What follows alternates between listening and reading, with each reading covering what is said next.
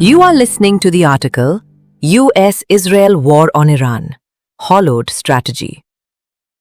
The Assassination and the Illusion of Decisive Victory. The assassination of Ayatollah Ali Khamenei, reportedly ordered by Donald Trump in coordination with Benjamin Netanyahu, marks such a moment, where the killing of a head of state by another state is one of the rarest acts in international politics. Described as Operation Epic Fury, this military adventure represents a dramatic escalation in the long and fraught contest between the United States, Israel, and the Islamic Republic of Iran. History records only a handful of such moments, each carrying consequences far beyond the battlefield. At the operational level, the strike appears devastatingly effective.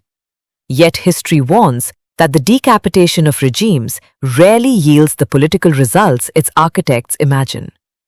From the Roman execution of rebellious kings to the assassination of revolutionary leaders, the removal of a single figure seldom dissolves the structure of power beneath him.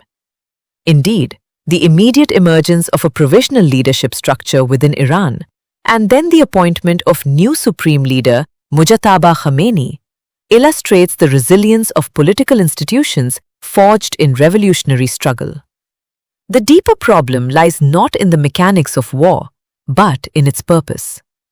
Classical strategic thought, from Karl von Clausewitz to the ancient Chinese strategist Sun Tzu, insists that war must serve a clear political aim. Carl Philipp Gottlieb von Clausewitz was a Prussian army officer and military theorist who stressed the moral and political aspects of waging war. Sun Tzu is traditionally credited as the author of The Art of War, a classical Chinese text on military strategy from the Warring States period. War without clear political aims. Without such clarity, military success risks becoming strategically hollow. The destruction of enemy assets, the humiliation of rival leadership, and the spectacle of dominance may satisfy immediate impulses, but they do not automatically translate into a durable political settlement. Revival of Taliban in Afghanistan after 21 years is the case in point. Israel's objective in this conflict appears relatively straightforward: to neutralize the long-term threat posed by the Iranian state and its regional network of proxies. For the United States, however, the stated goals have been less coherent. In Operation Epic Fury, references to Iran's nuclear ambitions, its missile program, regime change, and retaliation for past hostility have all surfaced in public statements. Strategic ambiguity may provide room for political maneuver, yet it also introduces a dangerous absence of direction. The result is a war with two distinct faces. One is military. Air superiority achieved by American forces and the Israel Defense Forces has severely degraded Iran's naval and aerial capabilities. Missile infrastructure, weapons manufacturing facilities, and elements of the regime's coercive apparatus have been systematically targeted. The technological superiority of the Western alliance has produced a familiar pattern: overwhelming force applied with clinical efficiency. Yet, the second phase of the conflict is political, and here the outcome is far less certain. Iran's strategy appears oriented toward survival rather than victory in the conventional sense. In revolutionary regimes, endurance itself becomes a form of triumph. The expanding battlefield, regional and economic shockwaves.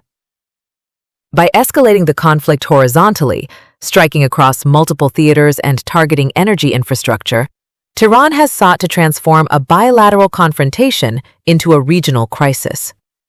The consequences are already visible. The conflict threatens to draw in neighboring states and major powers alike: UAE, Saudi Arabia, Jordan, Bahrain, Qatar, Oman, Kuwait, Cyprus, UK, Israel, USA, France, and Iraq are on the line of fire from Iran. Tensions in Lebanon have intensified as Israel confronts Hezbollah, while European powers such as France and United Kingdom have moved to defend military installations across the region. In early March, air defense systems associated with NATO reportedly intercepted an Iranian missile en route to Turkey, underscoring how easily the conflict could widen. Economic reverberations have followed swiftly. Iran's attempt to disrupt shipping through the Strait of Hormuz, through which roughly one-fifth, of the world's oil supply passes, has jolted energy markets. Oil prices have risen sharply, while natural gas costs in Europe have surged.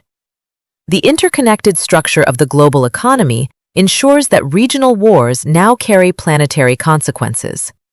Like a sustained spike in oil prices could slow global growth and revive inflationary pressures across multiple continents. The country's demographic mosaic includes Arabs, Azeris, Kurds, Baluchis, and other ethnic groups alongside the Persian majority. Roughly two-fifths of the population belong to these minority communities. External support for insurgent movements in such regions, particularly Kurdish groups along the western frontier, risks producing the very outcome history repeatedly warns against: the fragmentation of a complex state under the pressure of war. History's warning: power without prudence. Recent history offers sobering precedents. The collapse of state authority during the Arab Spring, 2010 to 2011, transformed several Middle Eastern societies into arenas of prolonged instability. Libya, Syria, and Yemen illustrate how the destruction of a central regime does not automatically produce democratic renewal. More often, it unleashes a competition among militias, factions, and external powers. The humiliation and impoverishment of Germany following the World War I created the psychological and economic conditions that ultimately enabled the rise of Adolf Hitler. A wounded society, stripped of dignity yet not entirely defeated, can become fertile ground for extremism. History suggests that the destruction of a regime without constructing a viable political order in its place may simply prepare the stage for a more radical successor. The domestic dimension of American politics further complicates the strategic calculus. Public support for prolonged military engagements has steadily declined since the wars that followed the September 11th attacks. Rising fuel prices, a direct consequence of energy disruptions, quickly translate into political discontent. Leaders tempted to pursue decisive victories abroad often discover that democratic societies possess limited tolerance for extended conflict. In such circumstances, the most prudent course may be the one least celebrated in the language of power. A narrowly defined objective, the degradation of Iran's military capabilities and the containment of its regional influence, could provide a basis for disengagement. The temptation to pursue regime change, though emotionally compelling to those who oppose Tehran's authoritarian structure, carries unpredictable risks. Political philosophy has long grappled with the paradox of power. Thucydides observed that strong states do what they can, while weaker states endure what they must. Thucydides has been called the father of the school of political realism, which views the political behavior of individuals and the subsequent outcomes of relations between states as ultimately mediated by, and constructed upon, fear and self-interest. The present conflict may yet produce unexpected outcomes. For one, Iran's regime could weaken internally, leading to gradual transformation. It could innovate its defense technology and grow further deeper alliances to sustain similar threats in future. Alternatively, nationalist sentiment could consolidate the political order, allowing a new generation of hardliners to inherit the mantle of resistance. Both outcomes remain plausible. What history teaches, however, is a quieter lesson. Durable peace rarely emerges from the destruction of adversaries alone. It arises from the difficult craft of political settlement, where power, restraint, and foresight intersect. Never-ending Northern Ireland troubles, ended with hard and meticulous negotiated Good Friday Agreement, has lots of learning hidden for modern strategists to explore. Strategy requires the capacity to imagine the world that follows victory. Without that vision, even the most spectacular battlefield success may dissolve into strategic confusion. The ancient Greeks used a word that remains instructive today: phronesis, practical wisdom. It denotes not merely intelligence, but the disciplined ability to foresee consequences and act with proportion. In an age where weapons can reshape entire regions within weeks, such wisdom is no longer optional. The future of the Middle East may hinge less on epic fury than on foresight. History, if listened to carefully, has already spoken.